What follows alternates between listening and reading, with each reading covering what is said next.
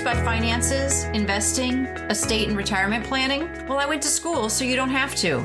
Welcome to Finances and Solar Power. Finances and, in conjunction with my company, Capital Coaching, helps people achieve their financial goals through personal, tailor, and attentive financial coaching services. We create successful financial plans by examining your spending and saving habits and then guiding and educating you to personal success. Coaching services include evaluation of your spending plan, building your savings, financing your retirement, examining your insurance needs, and planning for your individual goals. Please contact me at capitalcoaching.net to make an appointment for your free consultation. Solar power, quite the hot topic right now, because some tax incentives to use solar power are going to be phased out shortly. So listen and see if this renewable energy source is right for you and your bank account. The photovoltaic or PV solar panels uses light collected from the sun and its electromagnetic radiation to convert that energy into electrical energy. That creates energy for you to be able to use.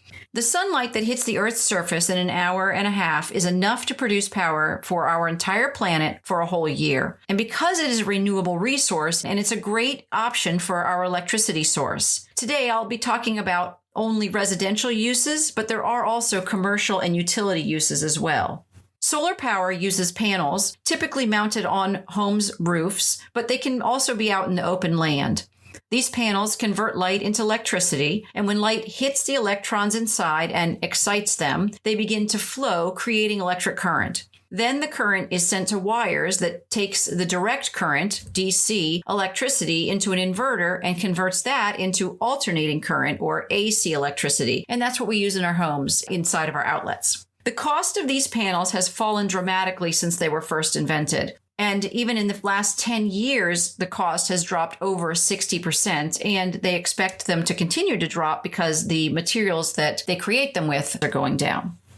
There are also rebates for installing these systems, and it's made some of them more attractive to homeowners. Through the Federal Investment Tax Credit, or ITC, you can deduct currently 26% of the cost of installing the panels from your federal taxes until 2022, which of course is fast approaching. Then for 2023 only, you can deduct 22% and then 10% for 2024 installations, and then it's going to disappear entirely. This credit is claimed on your income tax return. How does that work? Let's say you can deduct $10,000 from the cost of your installation, but you owed taxes at only $3,000.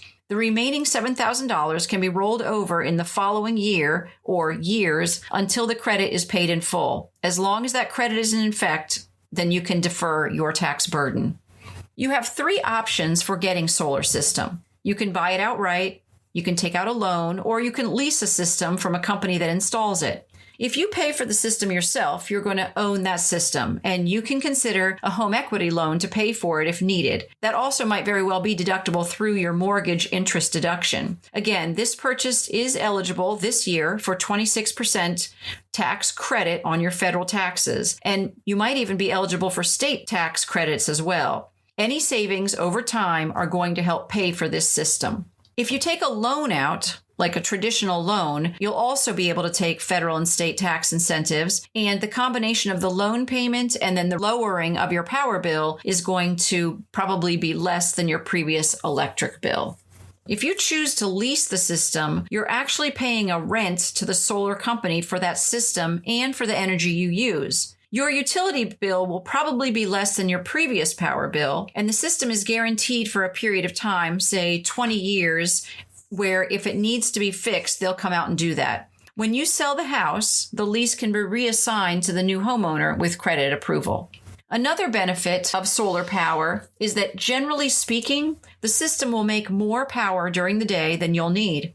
This energy is available for you to sell back to the power grid. You'll get a credit for the excess energy that you've collected called net energy. And that net is the difference between what's produced and what you're using. The meter literally runs backwards when you're being credited. This credit is also used when it's not sunny or in the evening toward your energy usage. The National Renewable Energy Laboratory cites a study where a system saves you about $400 a year in energy. The homeowner has maybe $8,000 value added to the price of their home when they're selling it. So consider this option if you're planning on moving soon, that you could possibly ask for more in what you're asking for your home. But like all big ticket options, some buyers will love it and some won't. Some people don't find the panels attractive, but the design has really become so minimalistic that they're flush with the roof. They're hardly noticeable any longer versus the original panels that had a silver edge and they sat high off of the roof. Some properties don't face the sun directly or it's shaded by trees, and these probably won't be eligible for panels. Now, if one panel is getting shade during the day, it's not going to disqualify you because the other panels will be able to collect the energy compensating for the one that's in the shade, even though less energy will be produced. For fun, I entered my address in an estimator at Project Sunroof, and according to this site, the rear of my house is very sunny. It does face east, and their estimate savings over 20 years is $12,000 after my purchase. An upfront cost would be about $20,000. This projects a monthly savings of $130. And using that $20,000 that they're suggesting it would cost me, I can take a tax credit, that 26% of $5,600. Credits are better than deductions because they actually reduce your tax bill, not just the amount of money that you're going to be taxed on.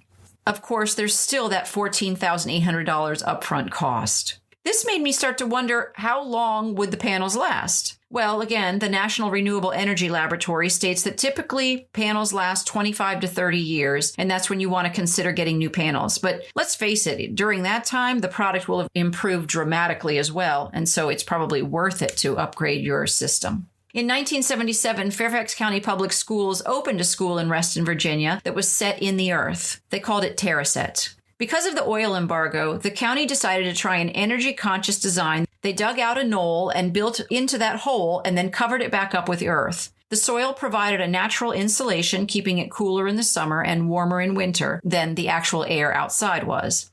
The county applied for this is such a tiny number now, $625,000 grant to pay for the solar panels that would be needed to generate the electricity. Although the county did not get the grant, the Saudis donated the money needed to fund that venture. In 1986, they had to shut down the system, and in 1991, they actually removed the solar arrays due to their ultimate failure. This was caused by the old technology of actually heating up water that was in the panels, which ended up cracking due to Virginia's fluctuating climate. I was actually one of those sixth graders in 1986 that was there when the school opened, so it's sort of fun researching about solar panels. Like almost everything, you need to do your own research and make sure that your location, upfront costs, and savings all make it worthwhile for you. But these systems can pay for themselves over time, and solar panel technology is so hot right now. Thanks for listening to Finances and Solar Power. We know you chose to listen and are grateful. If you enjoyed this episode, please follow or subscribe for free in your podcast provider and share this episode or your favorite with a friend. Consider leaving a review because it actually helps bring financial education to others and it helps people find us more easily. Please let us know what questions you'd like answered or any other topics that you'd like us to cover by going to our website at financesand.net and leaving a message. You can also contact Capital Coaching for your personal financial needs at capitalcoaching.net. Finances and does not provide tax or legal advice, and nothing in this podcast is to be construed as such. Always consult a tax, accounting, or legal professional for advice on your specific situation. Remember, I went to school, so you don't have to.